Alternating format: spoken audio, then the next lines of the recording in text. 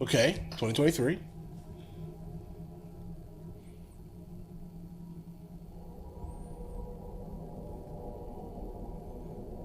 Okay.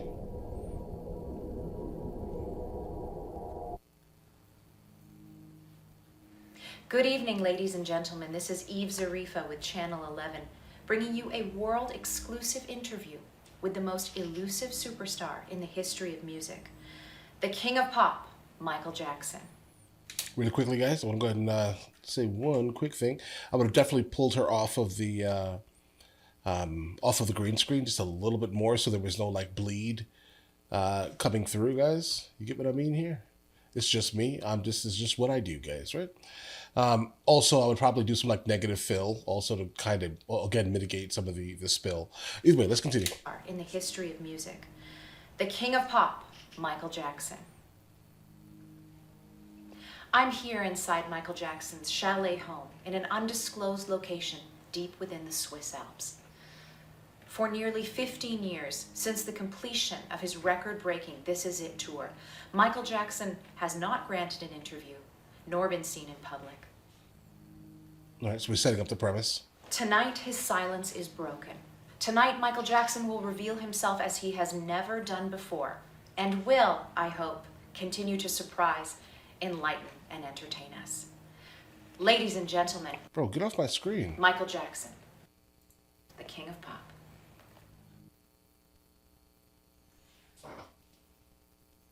Okay. Good evening. Good evening.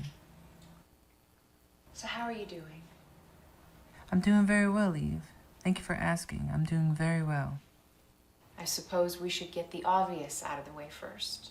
Sure. Let's get the elephant out of the room. Right. Well, I'm wearing a mask because my face is disfigured. This isn't a publicity stunt. My face is badly disfigured. How badly? Badly. Very badly. You know the old Phantom of the Opera movie from 1920s? Sure. No. Well, I look worse than the Phantom with his mask off. Really? Okay. Really. I'm sorry. Don't be. I'm doing very well. I'm happy to be alive. I'm happy to be who I am. I've never had so much fun in all my life. That's the truth. May I ask what caused your disfigurement? Probably surgery. There were a number of different causes that sort of all happened at the same time. We could talk about my medical details if you like. Maybe later. Is the mask real gold? No. Yes, it is. Well, it's gold-plated. Okay. How gold would be way too heavy. Bro, the actor that you guys chose here sounds a lot like him. It's very nice. Definitely a voiceover though. Thank you. Well, now that we've got that out. Unless you hid. I think it's a voiceover.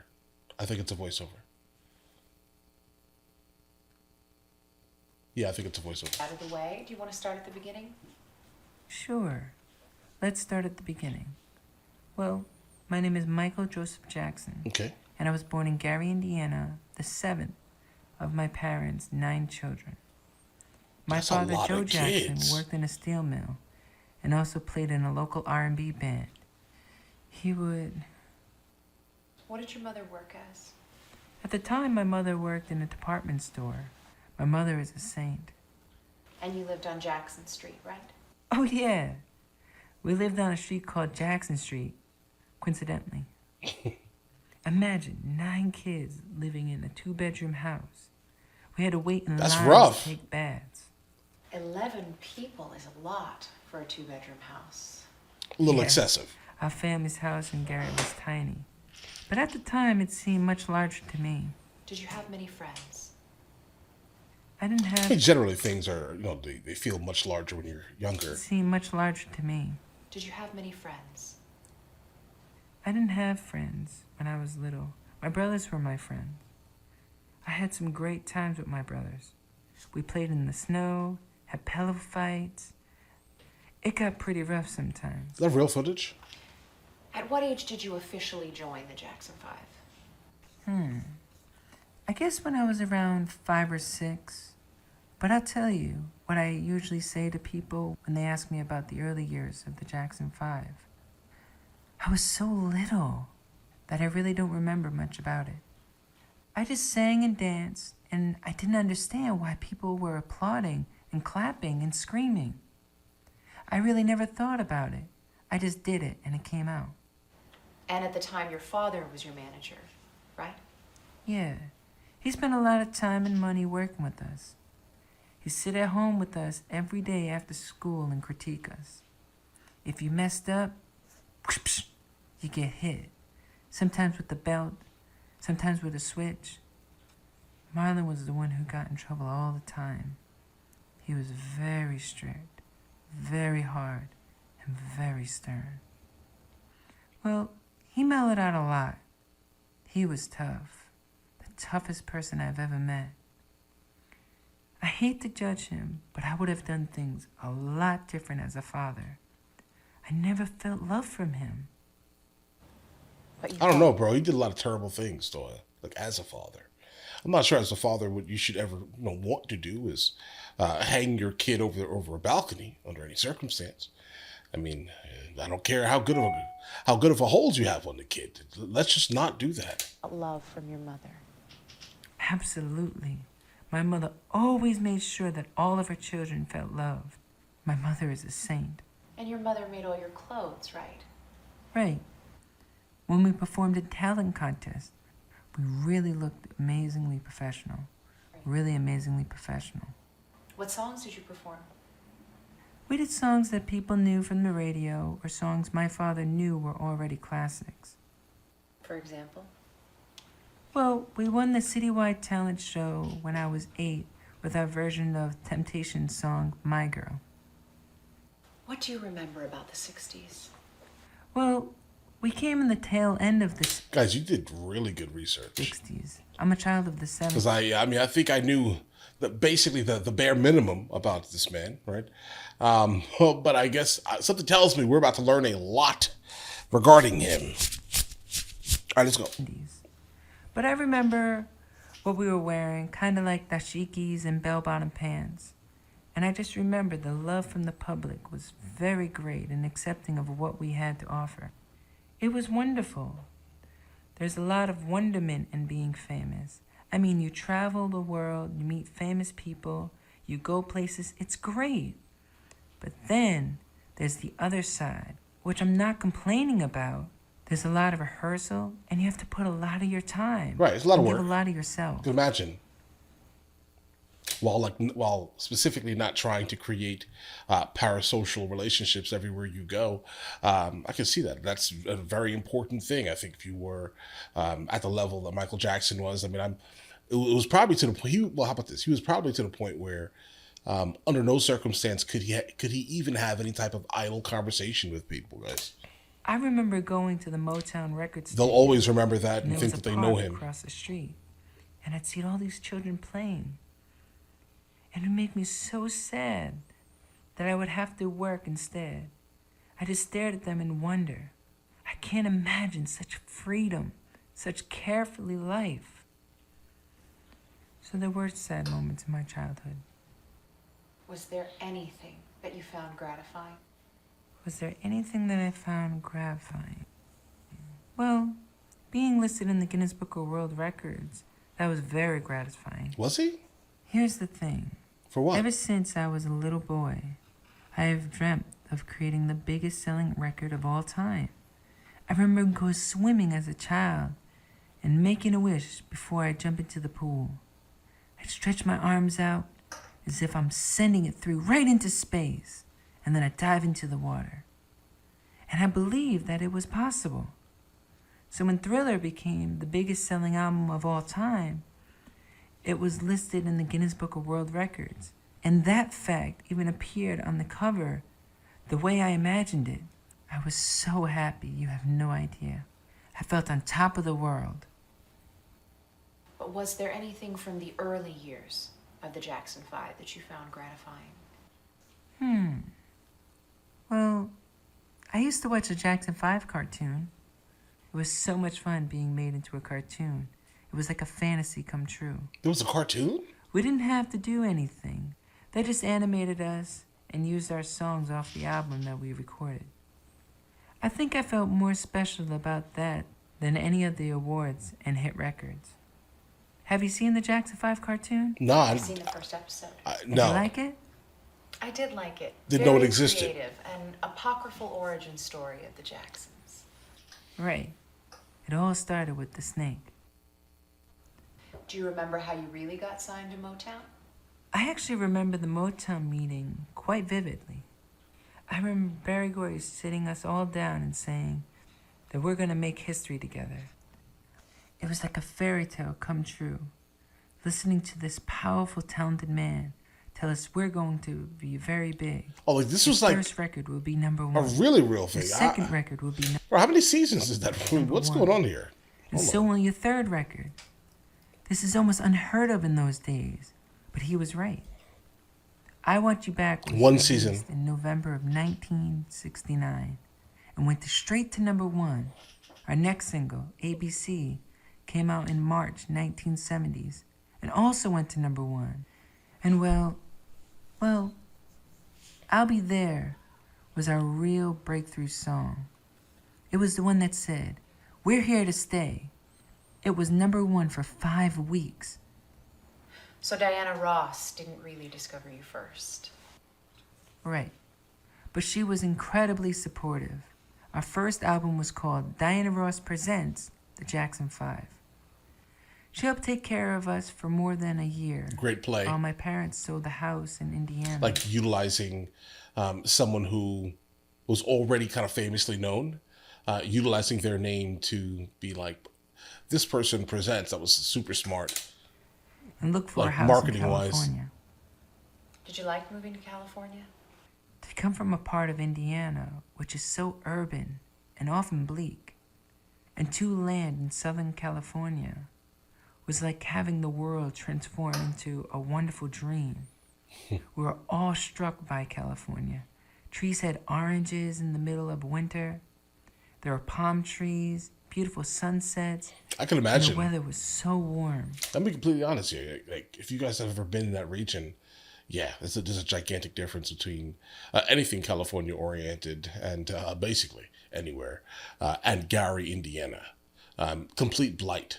Like if it looks like how it looks now, where houses are basically selling for $20,000-$30,000, still in 2024, guys, can imagine what it looked like then. Even though they did have like better. I think it was steel, if I recall, at least.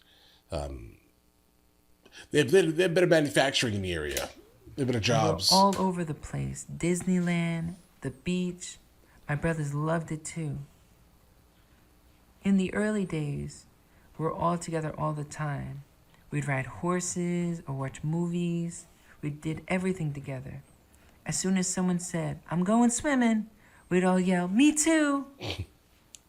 The separation from my brothers started much later, when they began to get married. They got married young to get away from my father. So yeah, A every lot day of was crazy special. stories about that man. I'd be doing something that was fun, and I wouldn't want it to end. Those were magical days. What happened later that was just as enjoyable? Well, in 1972, we began our first overseas tour with a visit to England. And while we were there, we met the Queen of England. This was very exciting for us. I've seen photographs of the Beatles meeting with the Queen, but I never dreamt that we would get a chance to play for her. The Royal Command performance remains one of the greatest honors of my life. Did you like England? Absolutely. England was different from any place I've ever been before. But the further we traveled, the more exotic the world looked. We saw great museums of Paris and the beautiful mountains of Switzerland. In all of these countries, the people had heard of us and liked our music. It didn't matter to them what color our skin was or which country we called home. If I had ever needed proof Yeah, they were bigger all than men everything. could be brothers, I certainly had it during that tour. When did you leave Motown? What's funny is like living in Europe. I can definitely tell you that things are incredibly different. The United States of America has the ability to kind of poison your mind in thinking that every single thing, basically, is against you. But for some reason, once you leave, you then start to realize kind of what it's like to, I don't know, bro. Just see what unity looks like in ways that is not really the same in the United States of America due to a lot of like self-segregation. 18. We had so many ideas we wanted to try out, but they were convinced that we shouldn't fool with a successful formula. Once a reporter asked a Black Power question, and the Motown person told him that we didn't think about that stuff because we were a commercial product. What does that even mean, a commercial product? You were above it all. I'm not sure, but we winked and gave the power salute when we left, which seemed to thrill the guy. Was it difficult telling Barry Gordy? It was one of the most difficult things I've ever done. We both talked out of anger, but we became friends again. It was Barry who said I've seen he this. hoped I'd audition The for Wiz. Motown's The Wiz. And Jermaine stayed with Motown, right? Right. Jermaine stayed with Motown. He was Barry's son-in-law, and his situation was more complicated than ours. And so then Randy officially joined the group and took my place as the baby of the band. And you had to change the name of the group, right? Right. We're no longer known as the Jackson 5. Motown said that the group's name was a company-registered trademark, and that we couldn't use it if we left. So we called ourselves the Jacksons, which is actually our original name. And that's around when you did the Jacksons Variety Show. Yeah, I hate doing the television show. We had to dress in ridiculous outfits and perform stupid comedy routines to can laughter. It was so fake. Canned laughter? I'm not a comedian. I'm not a Really? show host. I'm a musician. When did you find your own internal direction? I didn't know about that neither. Again, Jacksons were pretty much way before my time. They existed, obviously, in my head, but nothing. I don't know, bro. Like maybe this was all in like the 60s, 70s. Had to be. All of this stuff that they're talking about right now was definitely back then, I'm guessing. I think if you were like a hardcore fan of the Jacksons, you probably would know all these things. But I don't know any of these things, so I'm learning with you guys. Direction as the Jacksons. By the Triumph album, we definitely found our own voice. But it was Destiny that gave us the final burst of energy we needed to put together a perfect show with no marginal material. I'm proud of the Destiny album. It's too bad it got overshadowed by Off the Wall. How did you get involved with Quincy Jones? Well, I didn't want Off the Wall to sound like outtakes from Destiny. That's why I wanted to hire an outside producer. And so, Quincy Jones proved to be the best producer I could have asked for. Oh I yeah. love Quincy Jones. Oh, yeah. I really do. He's a genius. At that time, yeah. And Off the Wall was your first solo album since you left Definitely R.I.P. the GOAT, guys. Motown. Like my favorite collaboration with Quincy Jones would probably be the Frank Sinatra Duets album. Yeah, that was crazy. Right. Don't Stop to Get Enough was the first song I wrote. This may be as like a the whole. 80s now. That song was my first big chance, and it went straight to #1. But even though Off the Wall was a huge success, it received only 1 Grammy nomination. So I was very disappointed with the way it was accepted. And you didn't attend the Grammys that year. Is that right? Right. I watched the ceremony on television. It was nice to win in my category. Bro, is this a stop and go, or is it like a New Orleans Saint inspired wallpaper? That's what I've kind of been mentally trying to figure this out for a while now here, guys. I definitely see 3 camera angles. I think they're placed well. I think this angle right here may be like an 85. Maybe, guys, 70? Maybe like an 85. Based off the compression, the background is different depth as the interviewer. Just some I'm sorry. I again, guys, I obsess over visuals, guys. Apologies. Right. But I was still upset by what I perceived as rejection of my peers.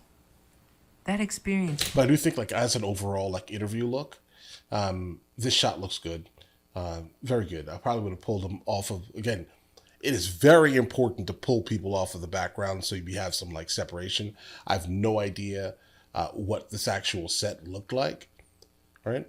But bro, pull people off of the walls. We need separation. I think the hairline is fine. Also, they both have them, right? But pull people off of the walls, guys. Always, under every single circumstance. Be like, do I think I'm too close to the wall? Yes. It doesn't matter what you may have measured. Let's say you are always too close to the wall. Okay, that's the answer. Like I am currently about maybe 8 feet, 10 feet or so away from this wall behind me, but there's not much compression because I'm filming it with a 35 millimeter on a large format camera, right? So there's like literally zero compression. Well, there's some, but there's not enough to actually separate well in any other meaningful way, let's say. But yeah, guys, pull people off the walls. Okay, pull them off the walls now. All right. I think the audio sounds okay. Okay. I definitely would have shotgun specifically her because this feels kind of like a voiceover, a lot like a voiceover, and definitely remove this, hide this a little bit, slightly better. Yeah, hide that right now. Get that out. Get that off of him. Because when people are speaking, if you want to actually keep, like make it so something is conversational on camera, you kind of always want to have the mic off camera, unless you're doing like talking head things, and you can just be like, I just want the best audio ever, so I'm gonna leave my mic here. That's kind of what I do generally, right? But talking head stuff like this. But if you're ever doing an interview, definitely shotgun. Or if you're not going to shotgun and you're going to use some type of like lavalier mic, like lav it in a way that it's basically off camera. I can't see hers at all. I'm guessing it's hidden nicely. Or you guys may have shotgunned it potentially, but I would have shotgunned 100% her, and then had him speaking regularly, and then had the voiceover come a little later. That's probably what happened, guys. But on the Michael Jackson character's vocal, and also the light needs a lot more diffusion. Yeah, just to add some type of depth, guys. Lit a fire in my soul. All I could think of was the next album and what I was going to do with it. I say to myself, wait till next time. But I like the premise of this, though. It's solid. And Thriller pretty much spawned from that. What was the goal of the Thriller album? What was the goal of the Thriller album? To be creepy. Well, weird. People used to do albums where you get one good song and the rest were B-sides. Fillers, yeah. I say to myself, why can't there be a pop album where every song is great? So that was my goal of Thriller album. I wanted to be truly great. Was it a lot of work making the album? With Quincy Absolutely. Jones and his Making drummer? the Thriller album was very hard work. But it's true. Yeah. That you only get out of something what you put into it. In fact, I'm a perfectionist. I work until I drop. Eventually, we came under tremendous pressure from our record company to finish Thriller. When we finally listened to the tracks we were going to hand in, Thriller sounds so crappy to me that tears came to my eyes. I felt devastated. All this pent-up emotion came out. I got angry and left the room. I told my people, that's it. We're not releasing it. There was a bit of yelling and screaming from the record people, but in the end, they were smart and understood. Because I knew it was wrong, the record would have been terrible. You simply have to take your time. The sad truth was I had to redo the whole thing, mix the entire album all over again. We took a couple of days off, drew a deep breath, and stepped back. When we finished, there wasn't any celebration that I can recall. We didn't go out to the disco or anything. We just rested. Were you at least pleased with the finished product? Well, I'm never pleased with anything. I'm a perfectionist. It's a part of who I am. Really?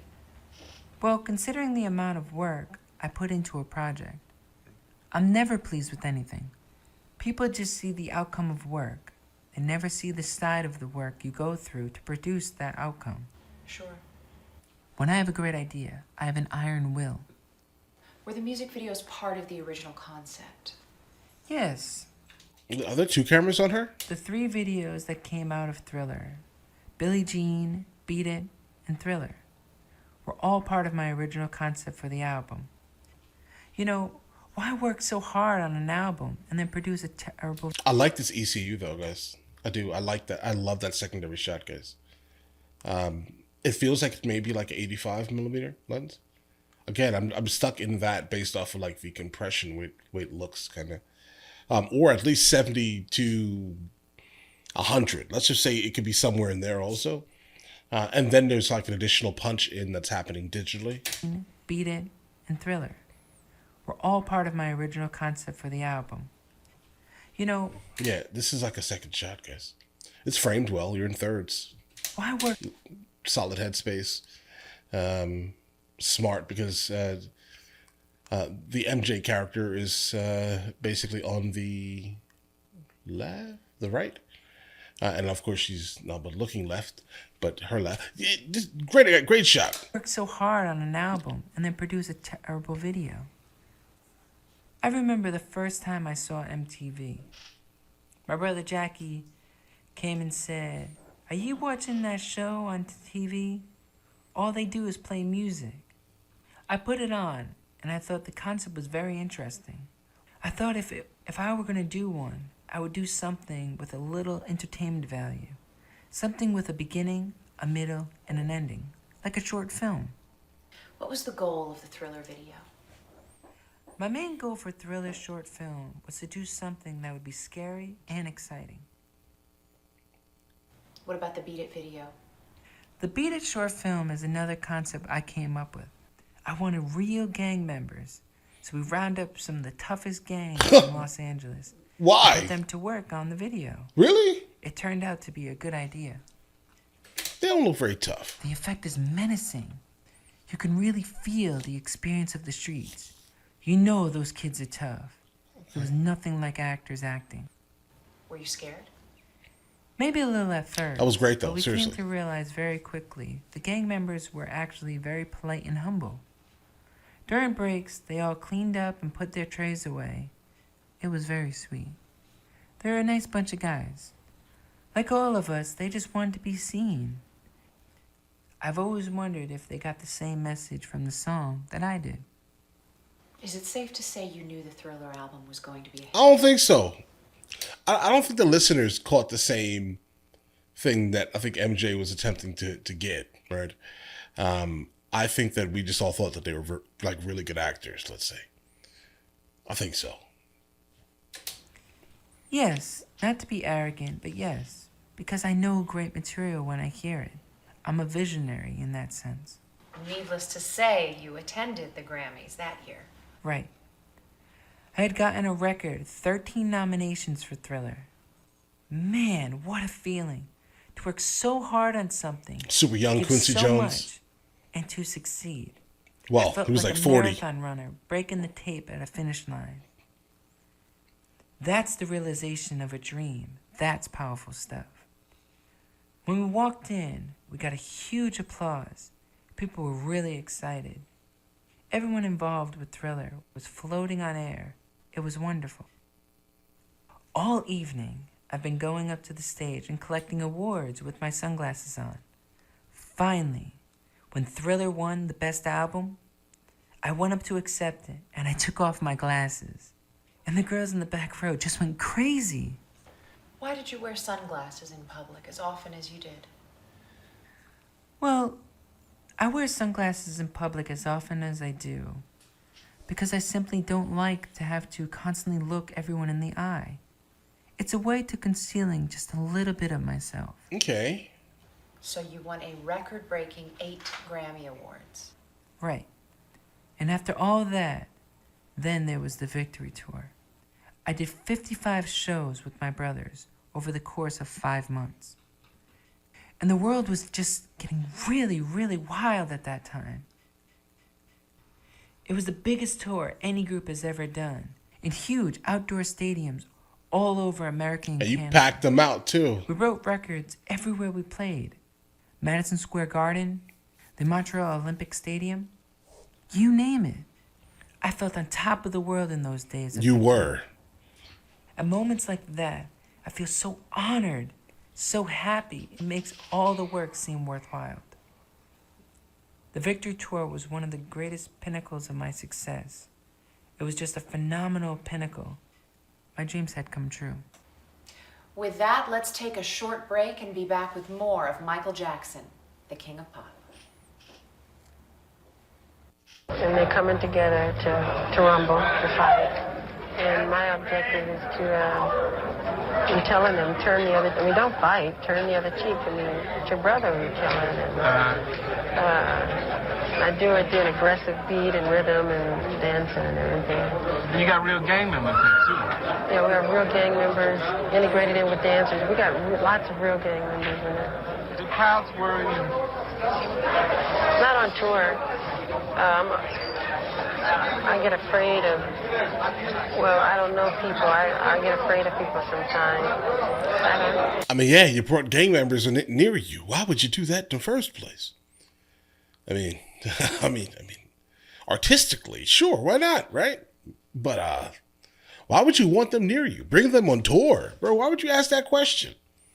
They were props. It's a whole nother life that I haven't really experienced that. Like friendship is a thing I'm just beginning to learn about. I was raised on the stage, and that's where I'm comfortable. And everything else is like foreign to me. I'm just beginning to know and learn about people, friendship, and things like that. So you never really hit the streets, huh? I know nothing about it.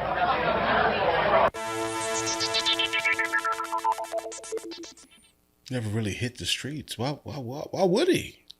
I mean, Gary is rough, though. We're back with more of Michael Jackson, the King of Pop. So what were you saying about the media? Well, the minute I started breaking all-time records, the media started turning the public against me. Almost overnight, the press started printing these outrageous lies. He sleeps in a hyperbaric chamber. He wants to buy the bones of the Elephant Man. He's gay. He's wacko. Anything that turns people against me. None of these stories are true. I mean, that's how media works in general, though. Like, I get it. I hear you. I get it. But that's, how it works. When people really like someone, all you have to really do is say the opposite, and guess what happens? Clicks. And at that time, what was it? Buying the newspapers. They're totally fabricated. The press has made me out to be a monster, this crazy person. I mean, why would I sleep in a hyperbaric chamber? They just simply made it up. Sure. That's the only one of them you want to, speak against. They're the ones who are crazy. They're ignorant. Okay. And there was also a story about you wanting to have a little white boy playing you in a Pepsi commercial. That's the most ridiculous, god-awful story I've ever heard. I mean, why would I want a white child to play me? I suppose the implication is that you want to be white. That is complete rubbish. I am a Black American. I'm proud of my race. I'm proud of who I am. I have a lot of pride and dignity. I have a skin disorder that destroys the pigmentation of my skin. It's not something that I can control. I have vitiligo. It isn't nice to criticize someone for something that is natural and God-given. How do you respond to false reports? It has made me realize when you hear a lie often enough, people start to believe it. I mean, I wish there was a way to totally get rid of those kind of things. I used to always say to my fans, let's have a tabloid burning. Let's make a big mountain of tabloids and burn them all. Really? Sure, why not? The real fans know that tabloid garbage isn't true. They know they're smart. Some of them try to disguise themselves, but they're still tabloids. Okay. Can you tell me about Neverland? Well, Neverland appeals to the child inside every man, woman, and child. It's a place where you can return to your childhood. Neverland is me. It represents the totality of who I am. It really does. Can you tell me about Neverland, the physical place? It was just a fun, wonderful place to be. So much to do. An amusement park, a movie theater, unlimited space to play games, climb mountains, ride horseback, all kinds of fun things. Okay. It's But you were a grown man, bro. Like, you were a grown man. seems like you put a lot of thought into it. Before you get to the house, you pass through these tattered ranch gates, right? Right, you pass through these tattered gates, so psychologically, you really feel like you're coming to a ranch. So when you go around the bend, I wanted to like change to Technicolor, like the Wizard of Oz does from black and white. Sure, with all the rides and the carousel. Right. Is it safe to say it gave you a chance to do what you couldn't do when you were little? For me, I like this shot better, guys. Like it's like kind of the same overall premise, in terms of like the angles of everything. But I like this shot better. and for sharing with others. It's less distracting. Every 3 weeks. And because I can't see how close you are to the wall. See what I'm saying? Guys, do it like that, right? The lighting is also solid. It's still hard, I think. It's not as hard as it was. It's definitely more diffused, or they probably pulled it back, or this is a larger light source. We would entertain all these sick children, unprivileged children. But it's a better looking Children shot who haven't overall. been on a carousel, who haven't pet a horse or a llama, never even seen them. So if I can open my gates and see that bliss, an explosion of screaming laughter, I say, thank you, God. I feel I've won God's smile of approval because I'm doing something that brings joy and happiness to other people. Other men have their Ferraris and their cars, or whatever they find their bliss. Okay. My bliss is giving and sharing, and have simple, innocent fun. Is it safe to say you can relate better to children? Yeah, I relate to them much easier. They don't come with all the baggage and stuff. They just play. And that doesn't sound weird, bro. You can say all you want about the tabloids. I get it. If it's wrong, it's wrong. Okay. But my kid is never going to this ranch. All right. Like, listen to what you're saying. You're a grown man. Don't be surprised. Stop being surprised. They just want to love and be loved. When I see children, I see the face of God. That's what I see. That's why I love them so much. They saved my life. I'm not joking. They saved me. I have such concern for the plight of children. I feel their pain. I really do. Do you think your concern for children is a result of you having a perceived non-existent childhood? Maybe. But today, it's not just child stars that have suffered from a non-existent childhood. Today, it's a universal calamity, a global catastrophe. Childhood has become the great casualty of modern-day living. Children are constantly encouraged to grow up faster. That's fair. Scores of children worldwide are being denied the joy and security of childhood. It's a very fair statement. A child's mind needs unconditional love and the nourishment of magic and wonder. Sure. They need the world's awareness. And if I can be that light, that pedestal, just to shine some light on who they are and the importance of who children are, I really think it's my job to help them. I think it's my calling. I don't care if people laugh or what they say. Children don't have a mouth to society. I feel that is something really, really in my heart that I'm supposed to do. So tell me about We Are the World. Guys, really quickly, I want to go ahead and point out one more thing that I noticed here. The speaker wire, or maybe not even the speaker wire, the microphone wire, the cables, they're touching something metal. Well, We Are the World is one of the most favorite things I've... Yeah, metal or something, or electricity. Basically, I have no idea what you're using, guys. I don't really notice it. I can't really pick it out. But if it is XLR, for example, the XLR cable is in fact touching either something metal that is conducting some type of electricity, or electricity is touching the wire in some manner. Basically. Done. I was proud to be a part of that song. I reacted to I think this. it's a very spiritual song. What was the goal of the Bad album? Well, The Way Make Me Feel and Smooth Criminal are simply the grooves I was in at the time. It's her That's audio. how I would put it. Were you pleased with the Bad album? It's her audio. Well, it's tough because I'm competing against myself. But I was satisfied with what we achieved. Do you enjoy performing? Absolutely. I love it. If I wasn't having fun, I wouldn't do it. I do it because I truly love it. They also need hair lights, guys. Well, no, they have hair light. They need some type of backlight that will rim, call it a rim light. They need a rim light to create a subtle rim around the back to separate them from the black. There's no greater bliss than dancing Mainly and him. performing.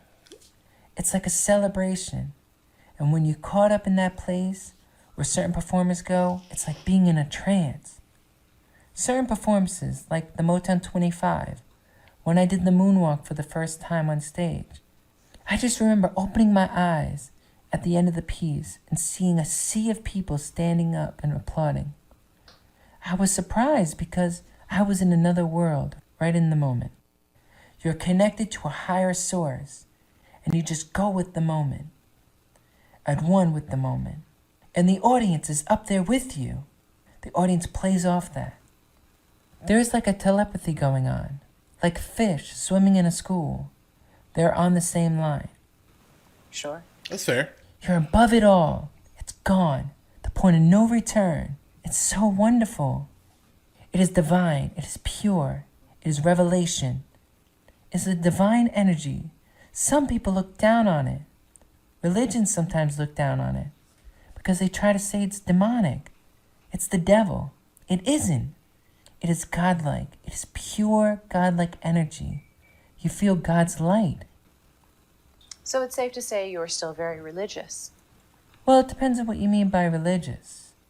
I believe in God. Absolutely. I believe in God very much.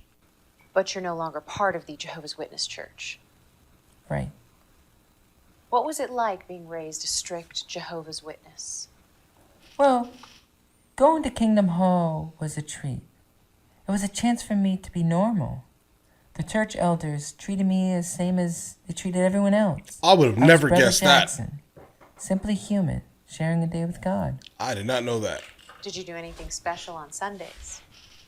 Sundays were my day for pioneering, the term used for Pioneering. missionary work that Jehovah's Witnesses do.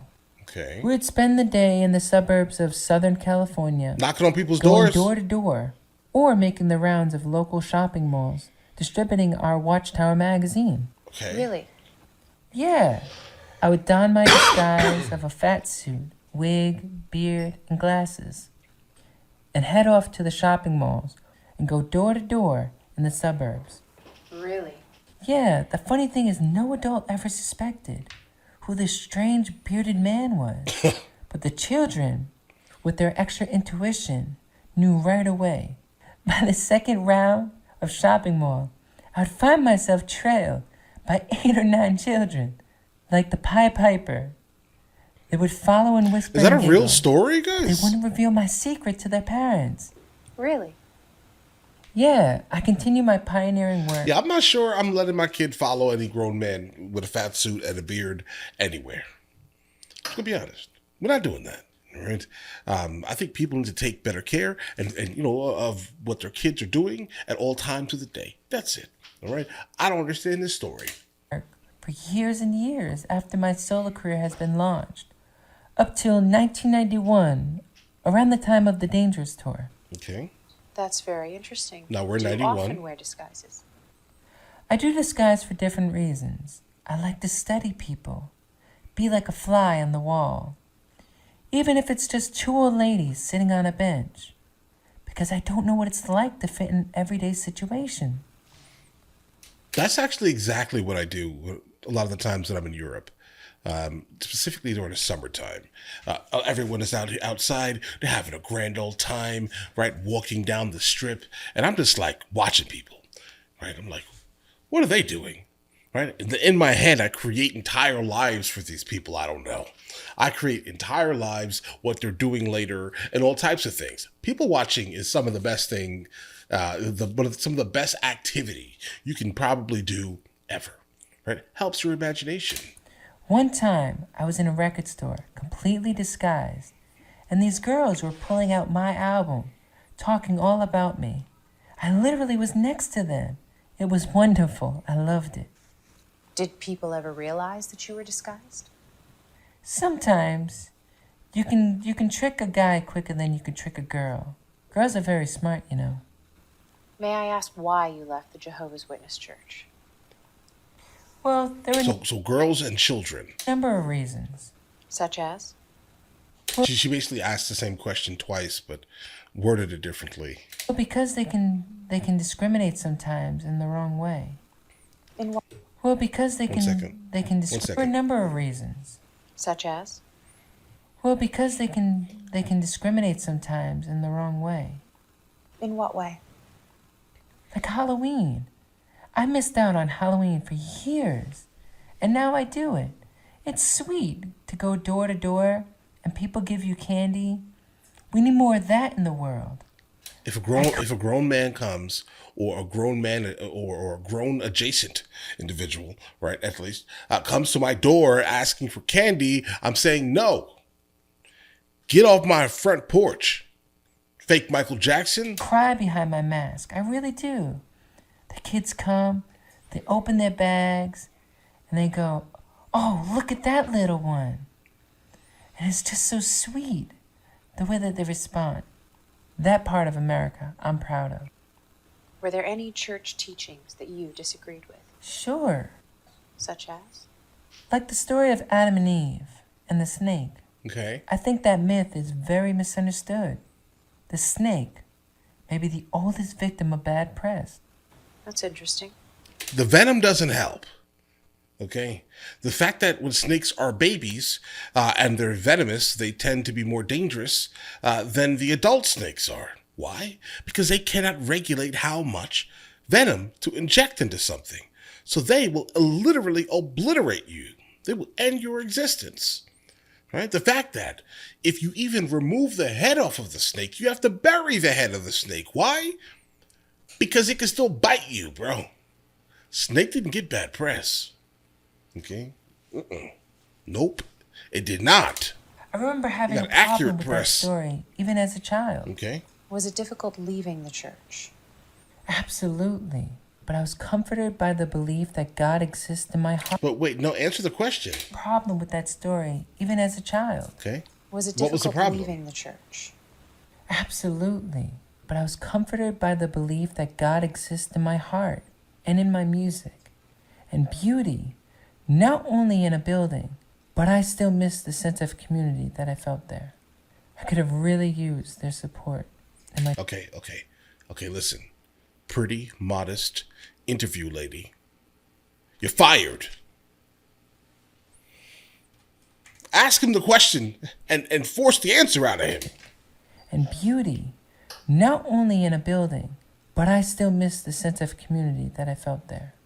I could have really used their support in my darkest hour. Can we talk about that? What, my darkest hour? Yes. If you like. When did it start? Pepsi commercial.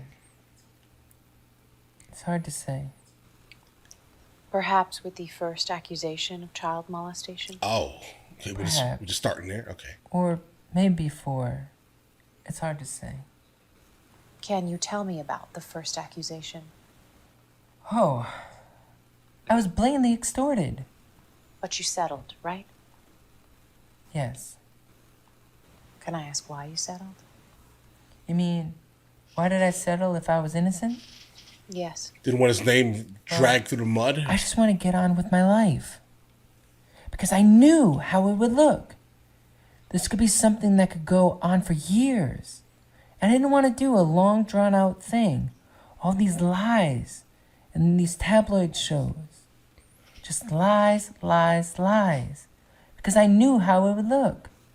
And just for the record, I will say again, I have never and would never harm a child. Before I hurt a child, I would slit my wrist. And life is very beautiful and precious to me. The I would slit escalation. my wrist before I would hurt a child. Okay, so he's over dramatic. I suppose the Martin Bashir video didn't help much. Who was that? Yeah, right. Do you still maintain that it's all right for an adult to sleep in the same bed as a child? If you're gonna be Jack the Ripper, it's not a good idea. Okay. But who's Jack the Ripper in the room? I'm the guy in the sleeping bag on the floor. I didn't sleep in the bed with the child. I slept on the floor. But even if I did sleep in the bed, it would still be okay. Nah, bro's weird. Nah, nope. Bro is weird. Nah. First of all, what type of parent is letting their kids sleep over at Michael Jackson's house? Okay. This is a grown man. He just admitted to walking around in costumes, okay, trying to fool people. And only people that recognize him are kids and women, okay, because they're smart. Nah. Bro. Listen, my kids can sleep in the bed with me. It's completely fine. I don't know you, bro, okay? Those are my kids, not yours. I slept in the bed with Macaulay Culkin when he Jesus was Christ. Macaulay was on this side, and his brother Kieran was on the other side. It was very sweet. We need more of that in the world. Oh, yeah? Can you tell me about And you're confused. your arrest? Oh, it was a complete travesty of justice. They searched my office without a warrant, and they also manhandled me very roughly. Yeah. Really a complete travesty. 80 policemen in one bedroom. 80. That's really overdoing it. That's a gigantic bedroom. I won't live there ever again. Right. I'll visit Neverland. It's a house now. It's not a home. So you would not want to be buried in Neverland? I didn't say that. I said I would never live there again. I've always said I want to be buried right where there are children. I want them next to me. I would feel safer that way. Hey, yo. I need their spirit protecting me. Can you tell me about... Bro is weird. Keep your kids away from Michael Jackson. Period. No. No. I don't even care anymore, bro. Listen to the words that are coming out of your mouth. You can't be that confused. the trial? Oh, it was a nightmare for me and for my family. They did it to try to belittle me, to try to take away my pride. But I went through the whole system with them. And at the end, I wanted the public to know that I was okay, even though I was hurting very, very badly. But you were acquitted and vindicated. I just don't like it when people hear about false information. I don't even care about the false. I don't care if it's true or false, bro. I'm gonna be honest. I don't care. Listen to the words that are coming out of your mouth. I don't like them. I'm gonna be honest. Right? Like, I mean, there's only so much of that you can say before someone starts thinking you're doing craziness with kids, bro. You are a grown man. All right? But, I mean, I get it. Your voice is all soft and dainty and demure. I get that. But, stay away from my children. And it's sad when people believe it. How did you cope? Well, I gained strength from God. I gained strength from the fact that I know I'm innocent. I know eventually the truth will prevail. And I'm about truth. I'm a strong person. I'm a warrior. But it's very painful. At the end of the day, I'm human, you know? Right. I'm still a human being. So it did hurt very, very much. Okay. I could almost see the spirit flowing out of me, like plumes of cigarette smoke. Is it safe to say that you were spiritually wounded by the experience of the trial? Sure. And there are so many sharks in this business searching for blood. In what way? I've seen the worst, the nightmare of the human condition, the human soul. I've had adults with tears coming down their face saying, "Michael, I'll never hurt you." That's the kind of crap that I have been through. Tears rolling down and hugging me. In several interviews, you made reference to a conspiracy. Yes, Do you still believe there was a conspiracy against you? depends on what you mean by conspiracy. A malevolent plot? Absolutely. That's a fact. My life was threatened. May I ask who threatened you? Oh, Probably every single father that had a kid that you try to sleep in the bed with, bro. If that's the case, that's not a conspiracy. Okay? That's not one. But let's continue. the first time it was a woman, one of my Okay. employees. I used to have hundreds of employees working for me. She was a minor employee. We were just talking when suddenly her expression changed and she said, "You know, we could have you killed. Stop what you're doing." What did she mean by stop what you're doing? Well, at the time, I was sort of trying to retake control of my life, cutting ties with people I suspected were part of the conspiracy. Did you tell the police? Not that time. Well, she didn't say, "We're going to kill you, but we can have you killed." But the threat is implicit. Absolutely. So you use words like implicit accurately, but you had to get the definition of conspiracy? Okay. And she also threatened my children in the same way. What was that like? It was horrible. It was a nightmare. I could almost hear an old-fashioned fire engine bell ringing in the background. Ding, ding, ding, ding, ding, ding, ding, ding, ding. It was a nightmare, but a nightmare that I couldn't wake up from. That's honestly what it felt like. I felt disconnected from reality. Disconnected in what way? Well, here's the thing. All my life, pretty well everything that I have ever imagined or wished for has come true in some way. And that's how I've always lived my life. You're lucky. Like a dream. Exactly. Nothing is real to him. But somehow Nothing. that dream became a nightmare. Okay. I remember thinking, no, this isn't happening. I don't want this to be happening. But it was happening. I'm sorry. Thank you. It was particularly terrifying because they obviously felt strong enough in their position to make themselves known. We know that you know. Exactly. Did you at least fire the employee? I didn't actually. I was too scared. But I heard she quit not long after. She had served her purpose. And everywhere I went, dark storm clouds seemed to follow me around. Honestly, you can check the weather history. I was living in constant fear. So, main character syndrome, guys. Do you know what it's like to live in fear of your life? No. Good. I'm glad. I hope you never have to experience that. It is the most horrible feeling in the world. I felt like the walls were closing in on me. How long did you live in fear of your life? Years. Really? Sure, years and years.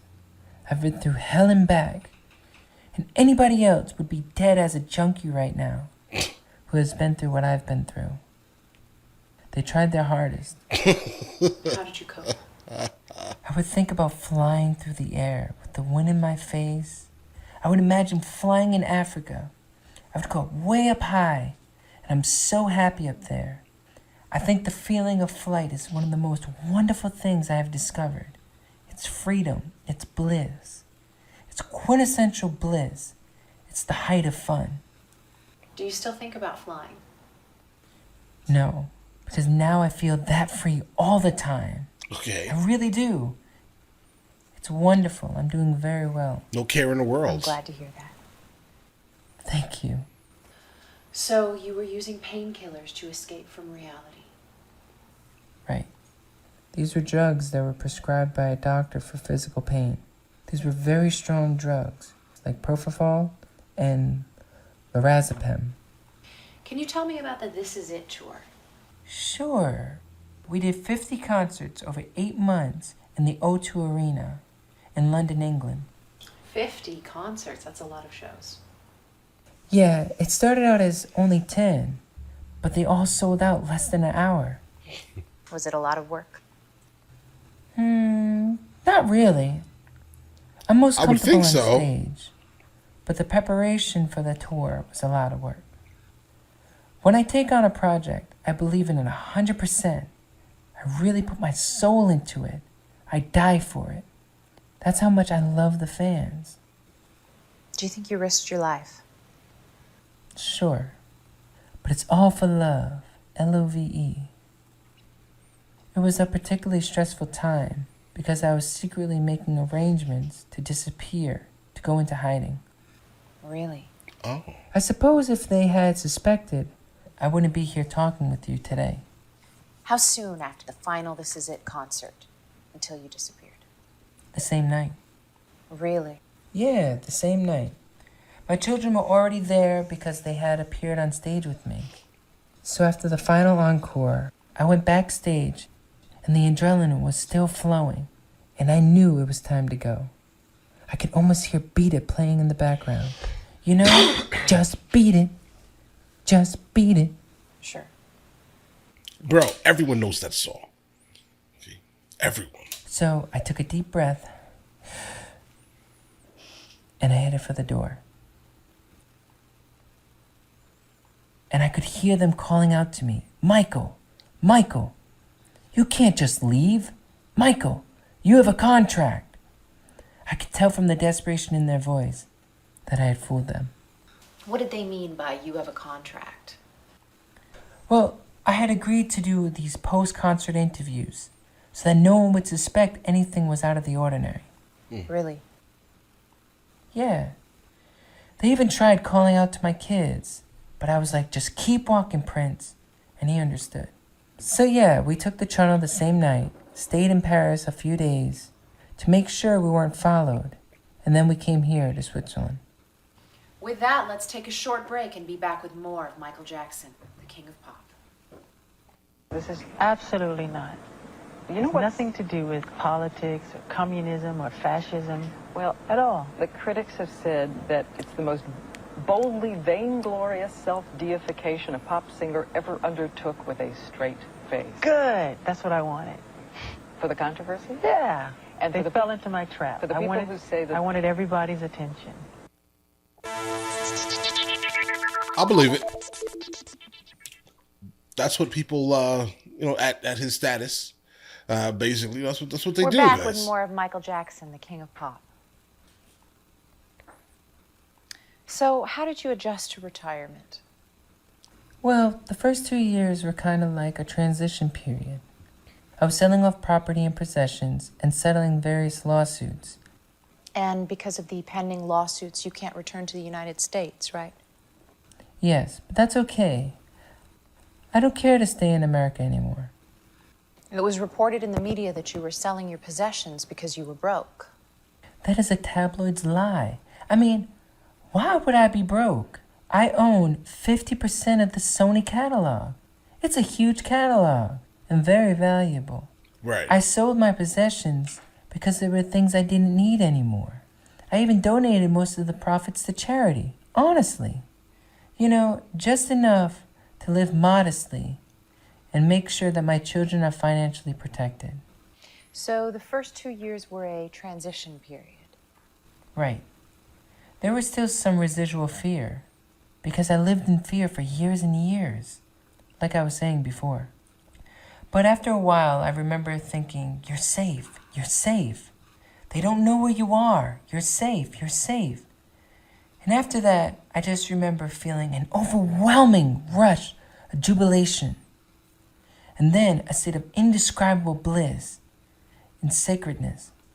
A state of uninterrupted deep peace and thankfulness. Every night I would go to bed in complete bliss. And every morning I would wake in pure joy. How long did that serenity last? Not long. 2 years, 2.5 years. Not Just long so enough. thankful to be alive in a state of the most intense joy and exquisite ecstasy. I grew a beard. Really? Yeah, I grew a thick beard. I never wore a full beard before. It was wonderful. I've had some amazing good times. What would you do all day? I would walk around or sit on a park bench. You know, just marveling the beauty of creation. Looking over some landscapes of beautiful skies where the clouds are hues of pink and gold. I would start to pray to God. This is so beautiful. Thank you for making the heaven and earth such a beautiful place. Thank you. Thank you so much. May I ask when your disfigurement started? Around 5 years after the This Is It tour. And this is what brought me back down to earth. It reminds me that I'm still flesh and blood. So you've lived with your disfigurement for around 10 years. Right. So you feel comfortable with your condition. Does she speak another language? I feel great, Eve. Thank you for asking. Do you always wear the same mask? I wear a lot of masks. If it's just my family or my nurse, I usually wear something like a surgical mask and without my wig. You mentioned that your disfigurement was the result of a number of different causes that sort of happened at the same time. Yes. May I ask if plastic surgery was one of those causes? Not that I know of. I don't think so. It's just my nose, you know. Honestly, they Why'd you mess with it in the first place, bro? go too far. It's just my nose. All these charges are ridiculous. If they were true, I would say so. But they're not. It's my face. I think I would know. And these are things an autopsy would confirm. Exactly. What? I don't know why I have been singled out. Elvis had his nose done. Lisa Marie told me. So how have you changed since you retired? How have I changed? Well, you might have noticed some gold records hanging in the other room. Sure. Well, I never used to put any of my awards or trophies in my house. I put them all away in storage. Because I didn't... Like a lot of super famous people do that. Like a lot of them. They're like, oh, no, I'm not done yet. There's more to come. If I see that, I slow down. No. But a lot of like super famous and successful people do that. I don't want my subconscious mind to think that I've done it all. It makes me feel you've accomplished. Look at what I've done. Do you think that by not displaying your awards, you deprived yourself of pleasure or happiness? Absolutely. But it was the best way I could think of to make a good product. And it's all for the sake of goodness. Because my message is for goodness. I'm not saying I'm holy. But I'm saying heal the world. Save our children. Save the forest. There's nothing wrong with that, right? Sure. When did you start displaying your awards? A couple of years after the This Is It tour, I was going through some old boxes in storage where I found the box with all my Grammys and other awards. It was great. I was the only one awake in the whole house. I stayed up all night putting up all the awards and trophies. It was wonderful. I felt so proud. That's a lot of awards to hang. 13 Grammys, 40 Billboard Awards, 13 MTV Awards, and 56 gold and platinum records. That's a lot of awards. Yeah, I'm glad people accept what I do. I don't know what else to say. It's a great honor. Were you able to hang all the awards in one night? Well, some of them are hanging in other properties, but the Grammys are here. They're in my bedroom. So you still own other property? I have a modest property on all the continents. I'm not sure I would call this a modest property. The main hall is huge. Well, compared to some mansions in America, it is modest. It's beautiful with the timber ceiling and all the shields. Thank you. Do you like it here? You mean in Switzerland? Yes. Sure. I've always liked fantasy and fairy tales, and that's what this village kind of reminds me of. Like something from a Brothers Grimm storybook. Exactly. They still have things like chocolate stores with elaborate clockwork dioramas. You know, with moving forest animals. Bro, she's incredibly distracting. Okay? I'm trying to pay attention to this masked man. All right? Speak about his life.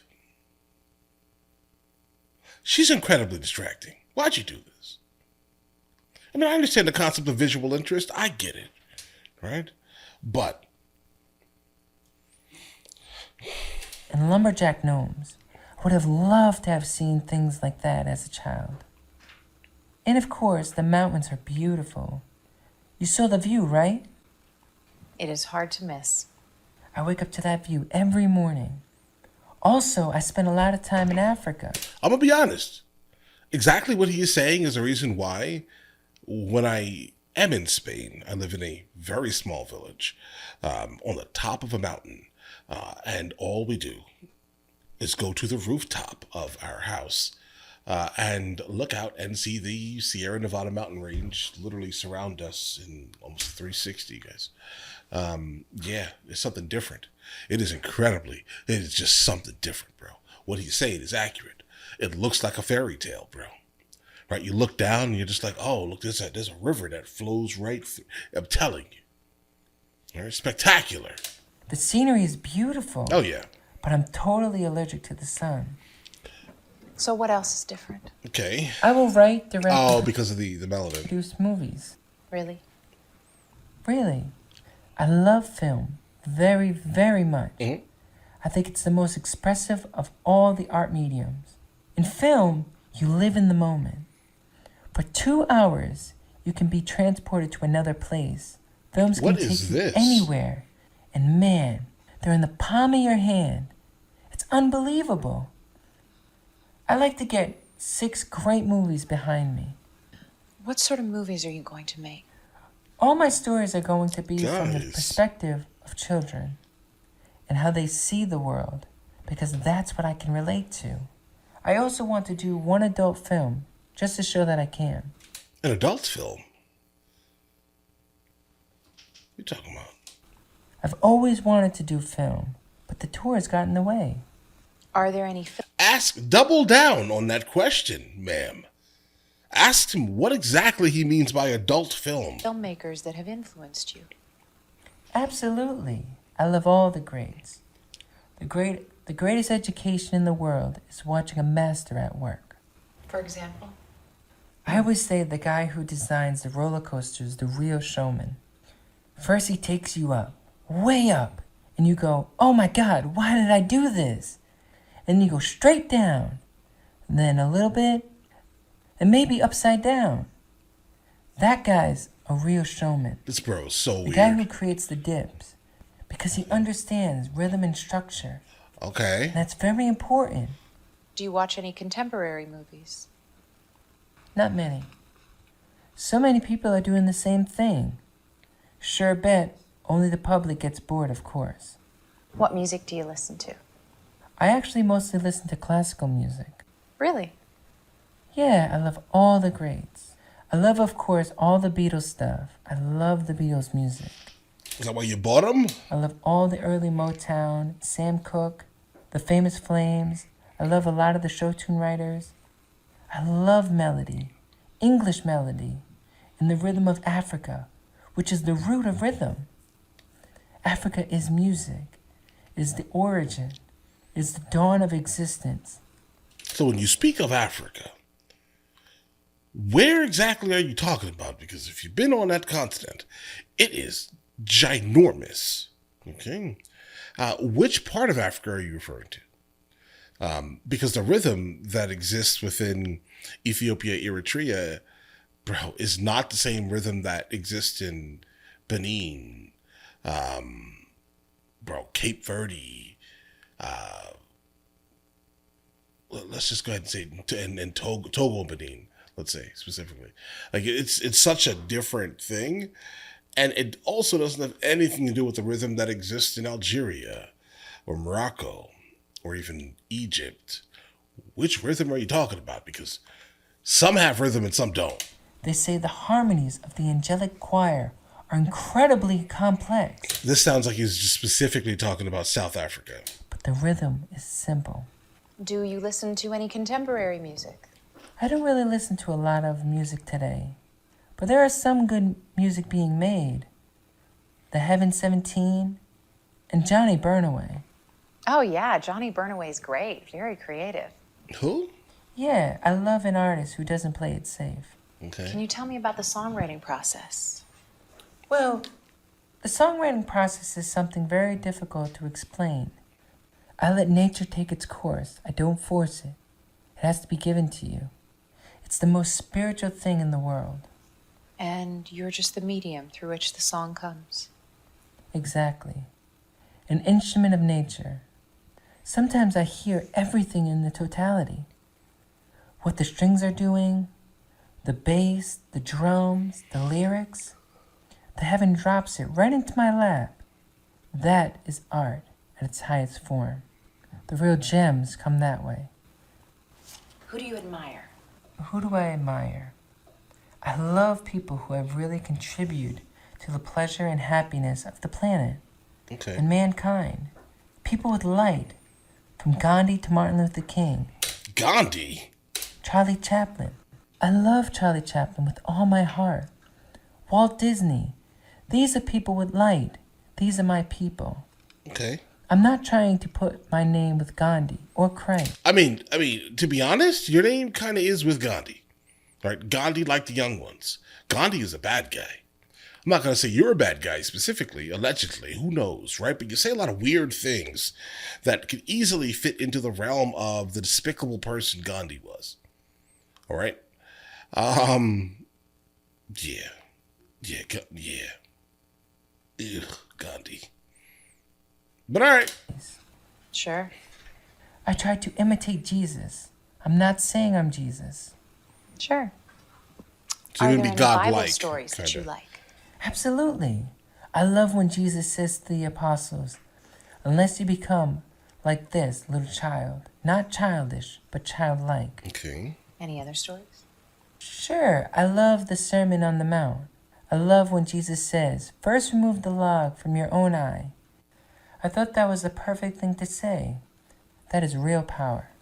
If you want to make the world a better place, you have to change yourself first. To heal the world, we first have to heal ourselves. Heal the child within. Can people really be changed? Absolutely. I believe you can change a lot of people. That's what's so wonderful about it all. You can show them. The kingdom is here for us to claim. How can people be changed? Well, going to one of my shows is transformative experience. Because you go in one person and you come out a different person. I wish you could have seen some of the things we have done in concert. But I guess you would have been too young. Right. Like we would have a huge tank on stage, like an army tank, and a soldier gets out and points the gun at everybody. And then he aims it at me, and the whole audience starts booing. This happens every country. And then we do Heal the World. Children of all nations What? circle this There has to be huge footage of globe. that somewhere. It's just amazing stuff. How else can No, people be no. changed? I think John Lennon might have the right idea with the bedding for peace. Things like that. Things that the establishment can't. Oh, that's a thing. Michael Jackson Earth Song. What? What, bro? Oh, you did your research, guys. You did that. All right. Can't understand, and therefore can't destroy. Excuse me, guys. There are many injustices in the world. Poverty, pollution, and war. All of these are man-made things. I don't think there's some devil out there manipulating our thoughts. Okay. That's what I was taught. I think the devil is a man himself. That's interesting. Assuming the devil is a man, do you believe he was somehow involved in the conspiracy against you? I'd rather not answer that question, if that's all right. Sure. But then there's the beautiful side of mankind, too. I still get goosebumps when I hear the Beatles song, All You Need Is Love. I always wished that that song could be the anthem for the world. That would be nice.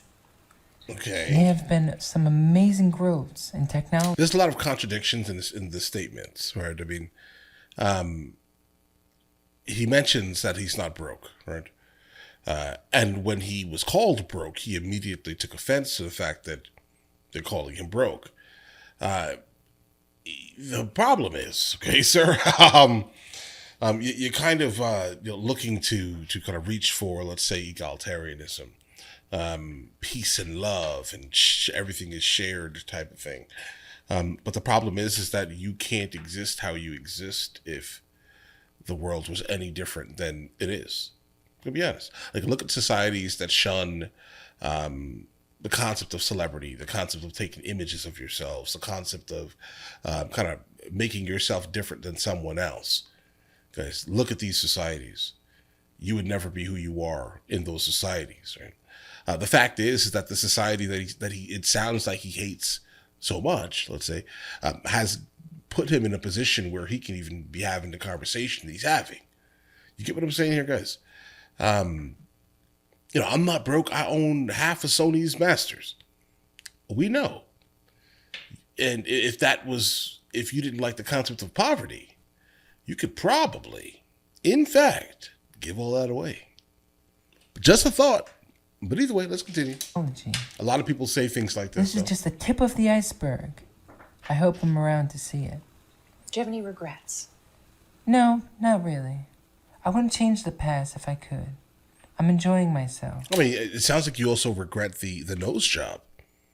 I mean, if you didn't regret it, you'd be completely fine with whatever happened to said nose, let's say.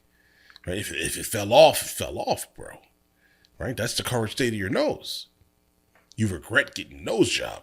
100%. Not really. I wouldn't change the past if I could. I'm enjoying myself. Really? Why is my... Because I'm happy with the way things are. That's why I wouldn't change a thing. You don't have any Take the regrets. mask off. Well, I was at the Academy Award with Diana Ross. Okay. And Brooke Shields just came up to me and said, "Hi, are you going to the after party?" And I just melted. I was about 23 during Off the Wall. She was my type for sure. Very feminine and classy. I'm not sure you can say that anymore. And I don't like most girls. Her pictures were all over my room. Really? Sure. So we get to the party and she says, I mean, I get it. Is that who he's talking about? I get it. "You dance with me?" And man, we exchanged numbers. And I was up all night spinning in my room. I was just so happy. There were fireworks going off. We had one encounter when she got real intimate and I chickened out. And I shouldn't have. Anyway, things like that. But I don't have many regrets. Needless to say, How do you have such personal details, bro? there have been a lot of wonderful women in my life. Like, did he say that in like an Women interview or whose something? names you wouldn't know. Do you have difficulty asking girls out? I've never asked a girl out. I'd be way too shy. They have to ask me. Do you think you'll ever get married again? Maybe. That'd be nice. Who knows what tomorrow brings? Okay. Do you want to have more kids? I love to adopt children. I'm thinking about adopting 2 children from each continent. This is my dream. Okay. African children, Asian children, Arabian children. There are some beautiful Arab children. So tell me about the fans. They love me unconditionally. I know they do. I feel it. On tour, I would sometimes run into diehard fans. They sleep on the streets, hold up candlelight. It's like a religious experience for them. Why do you think your fans in particular are so devoted? Because they have discovered what I'm about, what I'm trying to say. There's a message in the music. I don't know how God chooses people or plays chess with people. Well, Schopenhauer said our lives are like the notes in a great symphony. That's a lovely image, a dream within a dream. I've never heard that before. And it's true, in a sense. Looking back, I can view the whole tapestry, all the wonderful things my parents instilled in me. I'm very much like my father in a lot of ways. He's always taught us to be courageous and confident and to believe in our ideals. And no matter what, no star is too far to reach, and you'll never give up. And our mother taught us that as well. Do you still see your family? Sure, I love my family very much. I wish I could see them more often than I do, but they understand. What gets you upset? I get upset if some idiot, worse than a stooge, says something stupid and completely untrue. But I try not to be angry because I'm only hurting myself. What do you love? That's actually What do fair. I love? It's a great way to look at things. Being able to give back, to help other people. And I love creating, to put my soul into something. I don't know the psychology of it or whatever. I just love working hard on something, putting it together, sweating over it, and then sharing it with people. That gives me great satisfaction as an artist. Yep, definitely sounds like an What artist. else do you love? I love the power of mystery. I really do. I think it's very powerful. If you remain mysterious, people will be more interested. Sure. Leave It's something a play. to the It's a solid imagination. play. Hold back and build yourself up. I'm not sure you can say that anymore, though, bro. Like, he's saying a lot of things that are like, potentially have the ability to get you, canceled off the internet these days, guys. Like, I'm not sure you can tell people to leave something to the imagination. They just want to show everything these days. That's wrong. Okay? He mentioned he specifically liked a feminine woman. I'm not sure you can say that anymore, Michael Jackson. Right? But okay, let's go. Up. Give yourself a certain kind of class. Make them reach out for you. That's You fair. never see me on an award show saying, the nominees are... And I used to get asked to do every show. My brothers are the opposite. They will do any award show that asks. Do you think that by fostering an air of mystery, you have contributed to the public misconception about you? Maybe, but the media would always try and twist what you say, or simply make it up. I'm gonna be honest with what he just said here. Is incredibly intriguing. Like, so I am someone who says exactly what I mean the first time, and I just, that's it. I say what I mean the first time, and I am nothing like this man. Okay, but I can just only go off of what happens like on YouTube, bro. Like, I can say something, and then somebody would just completely take it the exact opposite way I'm saying it, because apparently, I guess people generally speak in code. No, I said exactly what I meant. Like, there's nothing to look more into. Trust me. That's what I said. I meant it. Basically. Right? Now, there are times where obviously sarcasm is added in to certain scenarios, guys. Absolutely. But for the most part, from saying it, I kind of mean it. Right?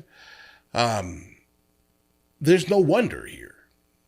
But, okay. To be honest, I wasn't get aware that. that the world thought I was so weird and bizarre. You are weird and bizarre, bro. Really? Well, I never said I've lived a normal life. Like, I never want to be around Given the you. unique circumstances, I think I'm pretty normal. What advice would you give an aspiring artist? What Be advice weird? I would give? I would tell them to make a good product. Greatness is greatness. Great art is forever. Culture changes, fashion changes. Great art is forever. Right. Evergreen. We still listen to Mozart today, Tchaikovsky, Beethoven, any of them, any of the greats. Great art is forever. That's a fact. And the artwork may not even get recognized in the lifetime of the artist. Right. What's important is how the story ends. Do you have any other advice for an aspiring artist? Work hard. Really work hard. Right. Be the best at what you can do. Get to know more about your field than anybody else. I'm a very strong believer in working hard. But enjoy it, Like, be mild-spirited, playful. Have some fun. You gotta have some fun, too. My mind never stops. I'm always creating. I never stop. But I love a good water balloon fight. Or, Never. Play around, goof off, No. have some fun. Yeah. So you still have water balloon fights? Absolutely. I'm still the king of water balloon fights. Any other advice? Okay. Always believe in yourself, no matter what. No matter who's around you that's being negative or thrusting negative energy to you. Totally block it off, because whatever you believe in, you become. In the end, the most important thing is to be true to yourself and those you love. How have you come to learn what you know? Learning from nature and learning, just watching and studying. Being a serious observer. When you have seen the things I've seen and traveled all over the world, I've traveled the world over 8 times. I have slept in some crazy places. I really feel Right. like an old soul. Someone who's seen a lot and experienced a lot. That's fair. In soul years, I'm sure that I'm at least 100.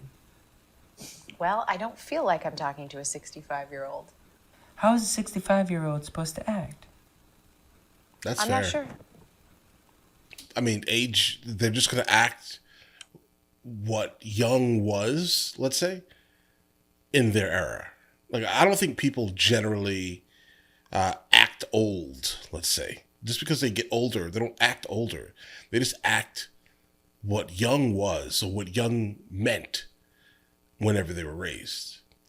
I don't think many people ever move on really generally past their teen years. Generally, I just think that they just act how a young adult acted, let's say, whenever they were born, guys, or the era that they were raised in. I said it 3 times. I'm trying to make sure that you kind of grasp what I'm saying here. But I don't think people just age out like that, guys. But either way. How would you like to be remembered? How would I like to be remembered? As a person who came and brought some light to the world, some escapism. Also as the voice for voiceless children. May I ask why you waited so long to grant an interview? 15 years is a long time. Well, to be honest, nobody ever asked me. I guess everybody just assumed I would say no. Really? Well, I think Barbara Walters requested an interview. But why would I want to put myself through that? Is there anything else you'd like to say before we conclude? I just want to say to all my fans in every corner of the earth, every nationality, every race, every language, I love you from the bottom of my heart. Thank you very much. No, thank you, Eve. Please come back and visit any time. Ladies and gentlemen, Michael Jackson, the King of Pop. Thank you guys so much, and I love you all. Thank you. This is Eve Zarifa with Channel 11. Ladies and gentlemen, the King of Pop, Michael Jackson.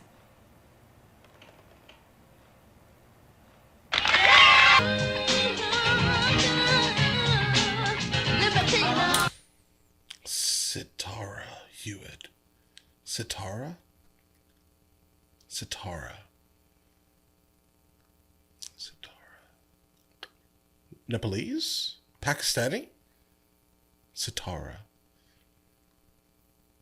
Nepalese, Pakistani. Hewitt? Scottish? Irish? Welsh? British? I don't know. All right. I definitely 100% know this song, and this is going to get copyrighted. So let's see the next place here. I guess I'm guessing footage credit. Yeah, that's footage credit. Is that it? Hold on.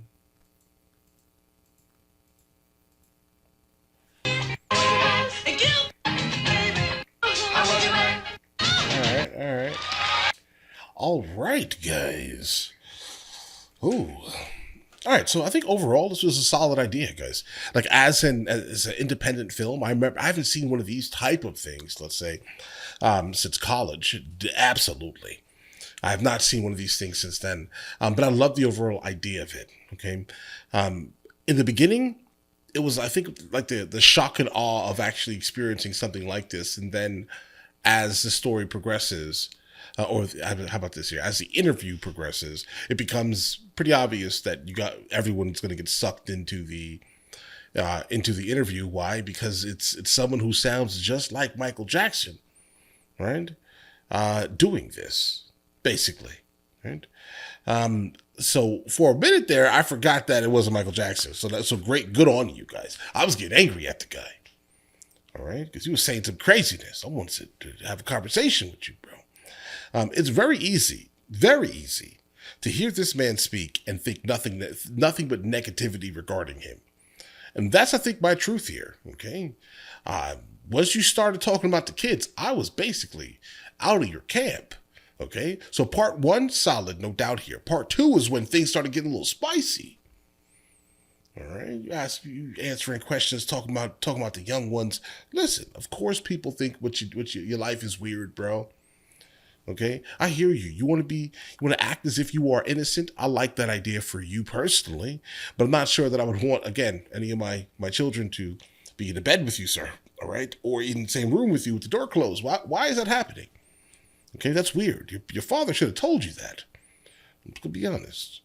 All right, but listen, I also have never actually sat and watched anything ever regarding Michael Jackson. So the first time actually encountering some more of his stories, specifically that I would have never encountered, I like that idea, guys. Right? I now know everything I need to know about Michael Jackson. I think overall, a couple of things. Like, for example, if this was like some how do I explain this? So in the science community specifically, they do peer reviews, right? Where they send in something to a scientist, and the scientist is basically going to pick through it and be like, this is what needs to get fixed. Someone already spoke about this and they proved it wrong. These type of things. So if this was a peer review, as someone that has just been in the industry of film and photography for over 2 decades, I would definitely point out a couple of things visually. But none of these things really at the end of the day mattered.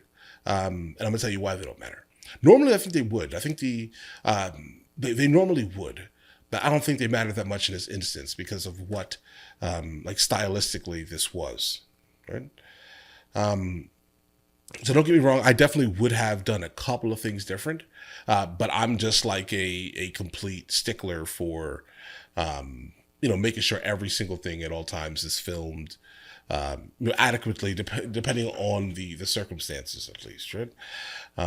But I would have probably mic'd things a little bit different, but I do think that the end product still turned out usable, no doubt here, guys.